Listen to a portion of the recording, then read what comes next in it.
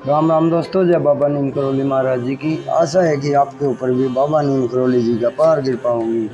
आपके घर परिवार में भी सभी कुशल मंगल हो, यही मैं प्रार्थना करता हूँ सभी देव देवताओं से, मेरे बाबा नीम करोली महाराज जी से, मेरे श्री राम जी से।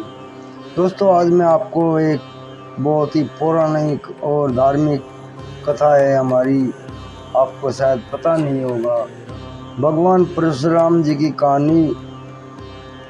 परशुराम भगवान ने अपनी माँ का वध कर दिया था।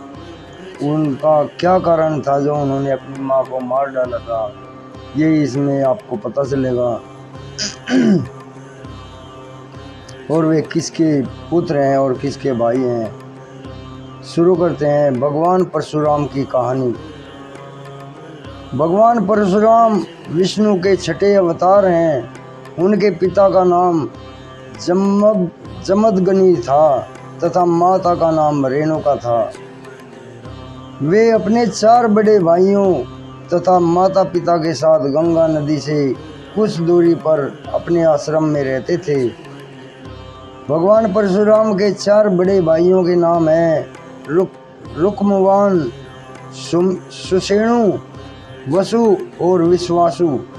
भगवान परशुराम अपने माता पिता के आदेश का अक्सर से पालन करते थे। माता पिता के प्रति उनकी श्रद्धा अथाह थी। एक दिन की बात है, माता रेणुका हवन पूजन के लिए गंगा तट पर जल लाने गई। जल लेकर लौटते समय उनका ध्यान जल विहार करते राजा चित्ररथ एवं अप्सराओं पर पड़ा। वे इस दृश्य को देखते रह गई और एक लंबा समय इसमें बीत गया। महर्षि जमदग्नि हवन पूजन हेतु बैठे हुए थे और उन्हें देर हो रही थी। तभी उन्होंने अपनी दिव्य दृष्टि से जानना चाहा कि आखिरी देवी रेणुका को इतना विलंब क्यों हो रहा है। यह सब जानते ही वह अति क्रोधित हो उठे। जब तक देवी रेणुका आश्रम पहुंची तब तक पूजन हवन में विलंब हो चुका था और महर्षि जमदग्नि आग बबूला थे।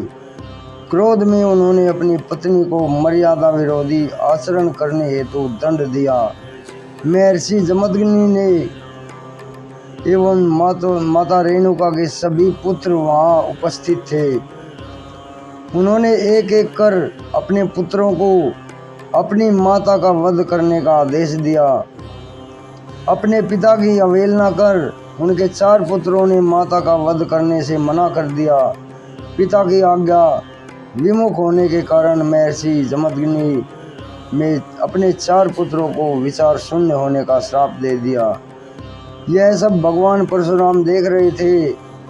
तब महर्षि जमदग्नि ने अपने सबसे छोटे पुत्र भगवान परशुराम से माता का वध करने को कहा। तब भूत भविष्य जानने वाले भगवान परशुराम ने बिना एक क्षण समय बिताए अपनी माता का सर काटकर उनका वध कर दिया। यह देखकर महर्षि जमदग्नि अति खुश हुए, प्रसन्न हुए। उन्होंने अपने बेटे परशुराम से 3 वरदान मांगने को कहा। तब इन सब बातों को पहले से ही जानने वाले भगवान परशुराम ने 3 वरदान मांगे। पहला, माता रेणुका का पुनर्जीवित होना और उनके 4 भाई स्वस्थ हो जाएं। दूसरा, इसमें से किसी को भी इन बातों की स्मृति ना रहे। तीसरा, कि वे दीर्घायु एवं अजय हों। भगवान परशुराम की मांग सुनकर महर्षि जमदग्नि को अपने क्रोध का एहसास हुआ। तथास्तु कहकर उन्होंने अपने पुत्र को तीनों वरदान दे दिए। महर्षि जमदग्नि समझ चुके थे कि कोई भी पुत्र ऐसे अपनी माता का वध नहीं कर सकता जब तक वह स्वयं भूत भविष्य जानने वाला ना हो।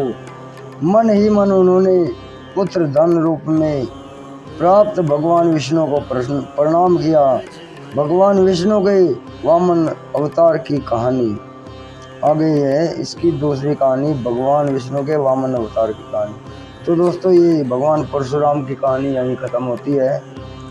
आगे मैं आपको इसकी दूसरी कहानी लेकर आऊँगा, वामन अवतार की कहानी।